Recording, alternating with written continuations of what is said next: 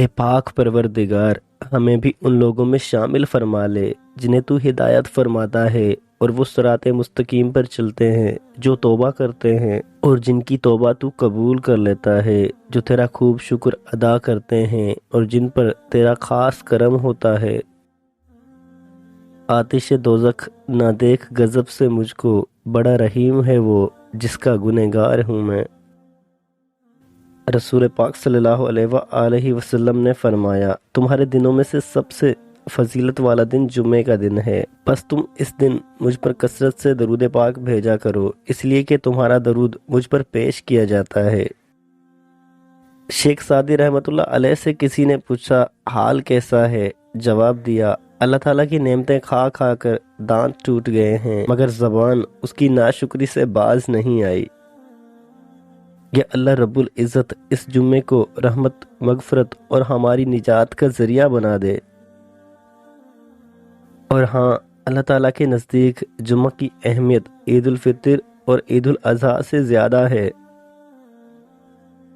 اے اللہ رب العزت، جو میرے مقدر میں نہیں لکھا اس کی کوشش اور تمنا میں مبتلا نہ کرنا، اور جو تقدیر میں لکھ دیا ہے اسے میرے لیے آسان فرما۔ گناہ گاری میں کب تک عمر کاٹوں، بدل دے دل کی دنیا اے دل بدلنے والے۔ نماز جیسی کوئی عبادت نہیں، زمزم جیسا کوئی پانی نہیں، قرآن پاک جیسی کوئی کتاب نہیں، اور جمعہ جیسا کوئی دن نہیں۔ کبھی کبھی مجھے اذان یوں بلاتی ہے جیسے بگڑے ہوئے بچے کو ماں بلاتی ہے۔ اللہ رب العزت فرماتا ہے، میرا ہو کر تو دیکھ، ہر کسی کو تیرا نہ بنا دوں تو کہنا۔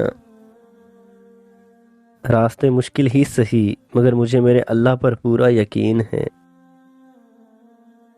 معجزے ہوتے ہیں، دعائیں سن لی جاتی ہیں، زخم بھر دیے جاتے ہیں، دل جوڑ دیے جاتے ہیں، کن فرما دیا جاتا ہے، صرف ایمان، توکل اور صبر کی بات ہے۔ خدا خود ہی سن لیتا ہے خاموش دل کی صدائیں۔ اللہ تعالیٰ کی عطا کبھی ختم ہونے والی نہیں، طلب بندے کا کام ہے۔ مجھے لوگوں کو نہیں، بس اپنے رب کو راضی کرنا ہے۔ کن سے جب فیکون کی لڑی ملتی ہے، تب ہر ناممکن ممکن میں بدل جاتا ہے۔ یا اللہ رب العزت، آزمائشوں کے قابل نہیں ہیں ہم، ہمیں بس اپنی رحمتوں سے نواز دے۔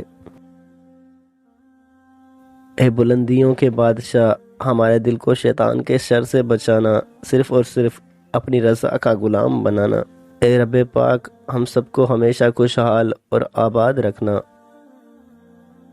نماز میں اپنا دل لگانا سیکھو تاکہ اللہ تعالیٰ بھی راضی رہے اور دل کو بھی سکون ملے۔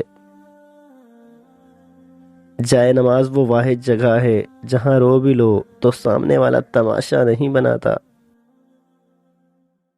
اللہ تعالیٰ کے لیے وقت نکالو اور وقت پر نماز ادا کرو، اللہ تعالیٰ تمہاری زندگی سے برا وقت نکال دے گا۔ محبت اپنے بندوں سے کمال رکھتا ہے، وہ ایک اللہ ہے جو سب کا خیال رکھتا ہے۔ خدا پر یقین وہ طاقت ہے جو پتھر کو بھی پانی بنا دے۔ اے اللہ رب العزت، جب میں نفس کے بہکاوے میں آ کر تاریک راہوں کا مسافر بننے لگوں تو اپنے نور کی روشنی سے مجھے راہ ہدایت دکھانا۔